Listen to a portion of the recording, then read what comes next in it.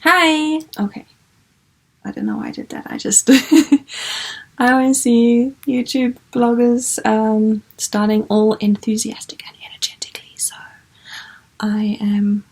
was about to do that, and then I decided, nope, that's not me. Although I do energetic, weird things at random intervals. I just wanted to show the baby. Yeah, probably not the baby you're thinking of. My baby is also sleeping in the other room. And I'm surprised she's still sleeping, so I can finish my video. Alright. Or your video, whatever. So, the happenings of my natural home water birth.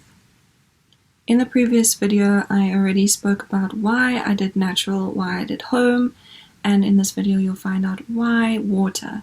I already explained why I wanted to do water, but in this video you'll find out how it helped me so much.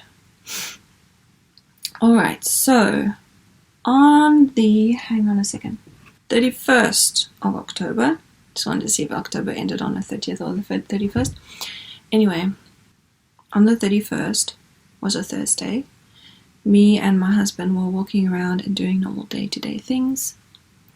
And I had taken one birth class. One. I did my own yoga at home. I followed women who were doing pregnancy yoga and fit and exercises on YouTube. I knew for sure I knew for sure that I wanted to work out and be fit before I gave birth, because I was told, and it's true, having experienced it, that giving birth is equivalent to running 5 kilometers. And my husband said, by looking at you and having run 5 kilometers with you before, and by watching you give birth, you ran way more than 5 kilometers. Anyway, so just know that, and even if you don't have an active bone in your body, now is the time to implement some kind of discipline. And it's not like a big scary thing. You know, you wake up every morning, you brush your teeth. Every night before you go to sleep, you brush your teeth. Or at least some mornings and some nights, there is some kind of routine in there. And just imagine that you could work out as often and as short a time as you're brushing your teeth every morning.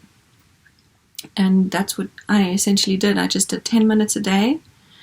I did it a day because they said just 3 times a week is fine, but I did it every day. Well, I tried to, because I knew that some days I wouldn't be able to. And if I just decided to do it 3 times a week, I'd make those days, and then sometimes I'd miss those days and do even less exercise. So I decided to just try every day. And since it's only 10 minutes, I wanted to do every day because I felt like I was doing too little. Now, I do have a little bit of fitness background. I was never a gym person, but I just like to do wild things and be in the bush and, you know, hiking and that kind of stuff. So kind of natural fitness stuff, not enforced and stuff. I went to only one birthing class, and I was very lucky. The lady said, I have a doula who's in training. If you can come and be her partner, you can attend my class for free. And I was like, thank you so much, because we have been saving every penny, a couple months preparing for having a baby, and everything that comes with that, moving into a new house, buying a new car, all the clothes, all the toiletries, flying to South Africa, the birth, flying back. And my husband had like 4 trips to South Africa and back as well. So we were, you know, not financially going to pay for a course when I had 2 midwives and a doula as well. 2 midwives, I'll explain that to you later on. So I was very lucky to have that. I had 1 class, and that actually helped me quite a lot. She explained breathing techniques, pushing techniques. Those were the most important things, because I read her program and I totally misjudged it, and I was like, oh no, this looks so simple. I could learn this on YouTube. My midwife can explain it to me while I'm giving birth. But actually, yes, my midwife, my doula did explain, but that that birthing class really helped me. It was 3 hours long, and I just did it once off, and it helped. Now, if you're someone that is less physical and more worried about giving birth or having birth, whatever's better to say grammatically, then I suggest you take more so that you feel more confident and more like you knowing what's happening. Whereas I've had a lot of physical experiences before, and I trust myself a lot. So I trusted my body would know what to do. So I was actually willing on risking not having a single birth class and just going with the flow. But because she offered it for free, I was like, yes, thank you very much.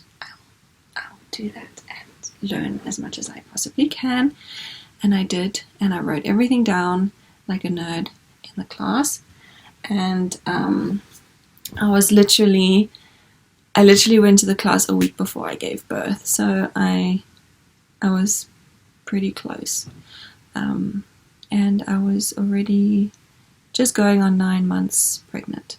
Yeah, and my husband hadn't arrived yet. He was still flying to South Africa at that time. We're preparing the house that we had moved into in Cambodia, so that when we come back, it's all prepared. And so he was busy doing that.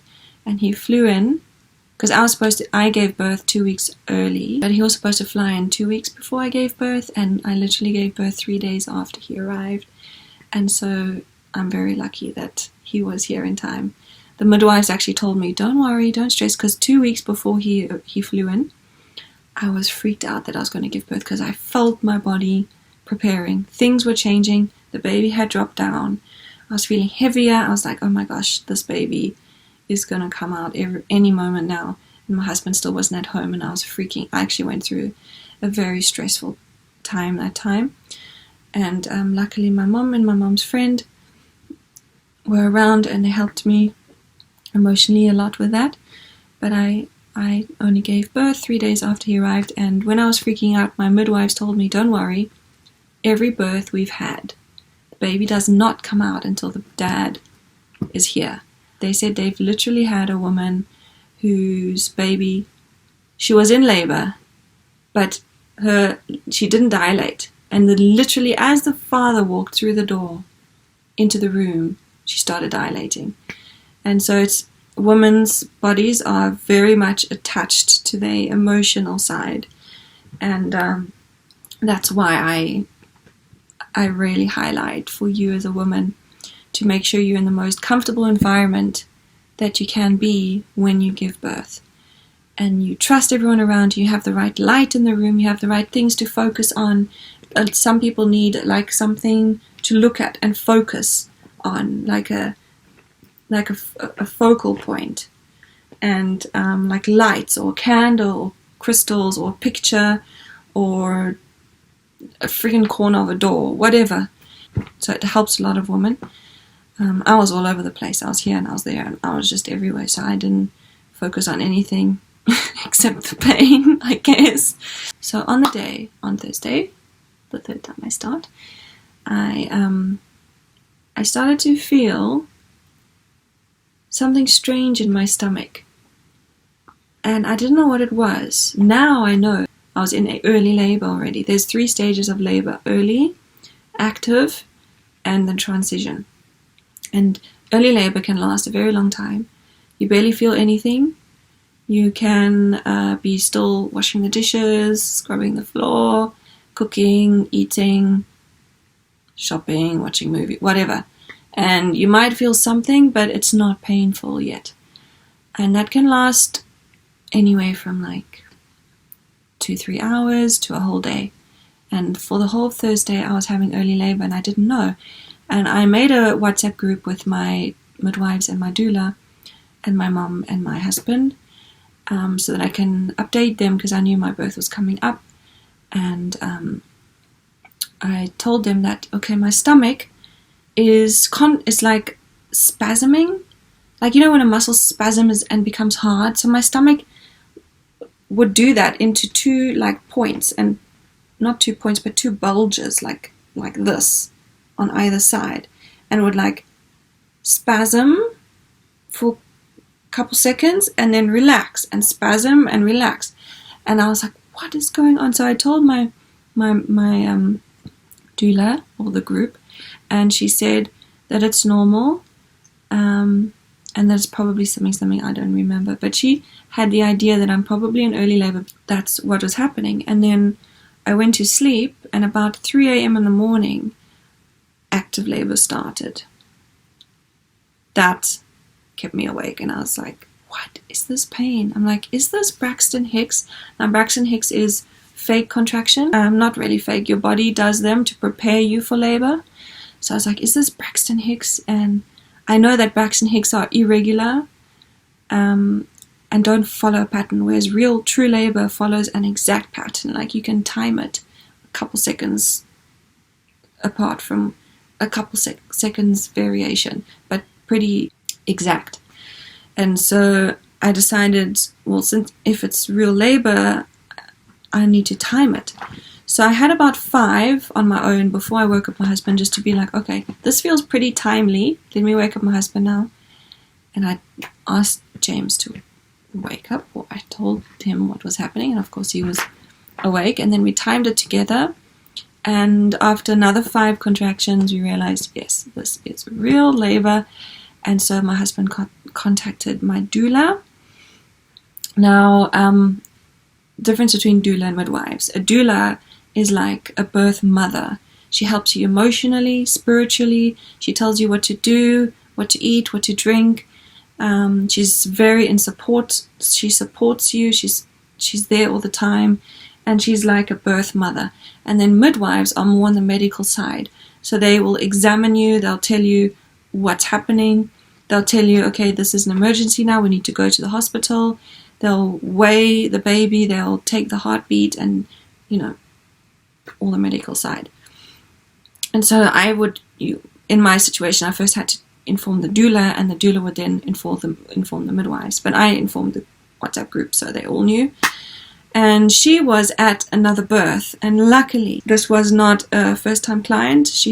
This other client was on her 4th child already, and she tried to have a natural birth and she wasn't able to, so she went into the operation room for a C-section.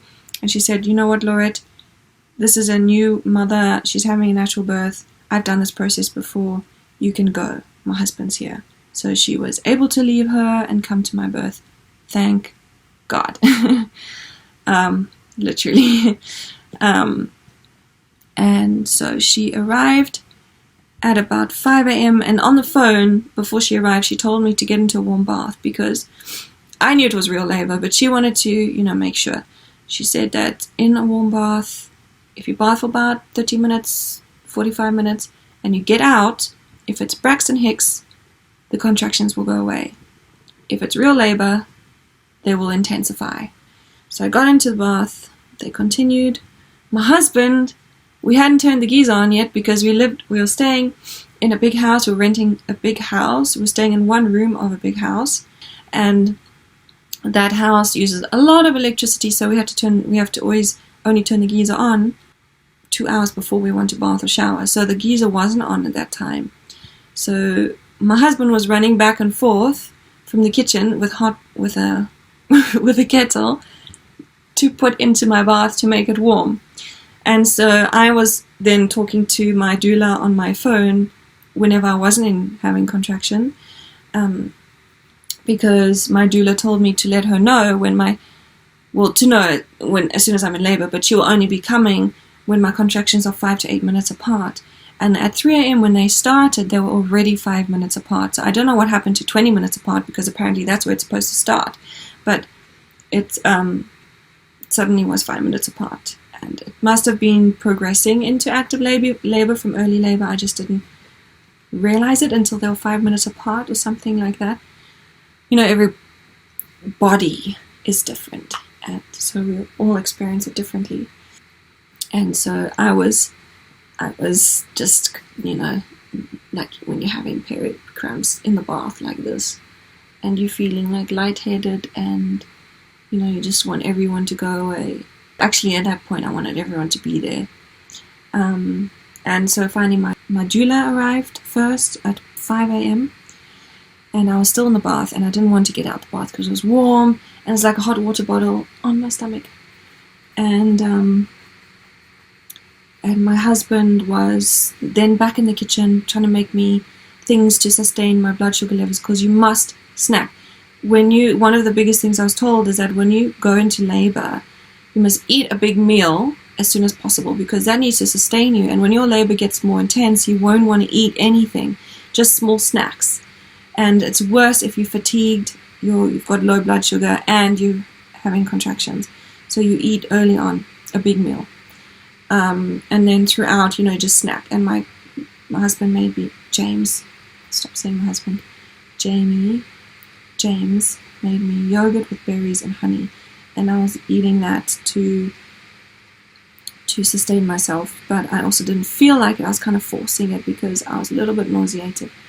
And my doula was there and she was helping me. And that's when everything started. And I got out the bath and they intensified. Oh my gosh, they intensified my contractions. Really intensified. And I was standing in the bathroom, and there's a way whenever you have contraction, the doula holds your hips and pushes them in and up, and it doesn't do anything to the baby, but it really helps relieve that tension from that contraction. And she showed my husband how to do it, and she has some various tricks. So she was very helpful. That was Friday. My mom cancelled going to school. She's a nursery school teacher in the Waldorf school. And she came to me straight away around 8:30 or something. The midwives came around 7. And the reason why I have 2, they actually work together. I didn't hire 2, they work together. Is because often if you have a midwife and she's at another birth, like what happened with my doula, they'll then send a friend. And the friend comes to you, who you've never met, to help you give birth. And with what happened to my mum's friend, who's now also my friend, who rented the house from where I gave birth in.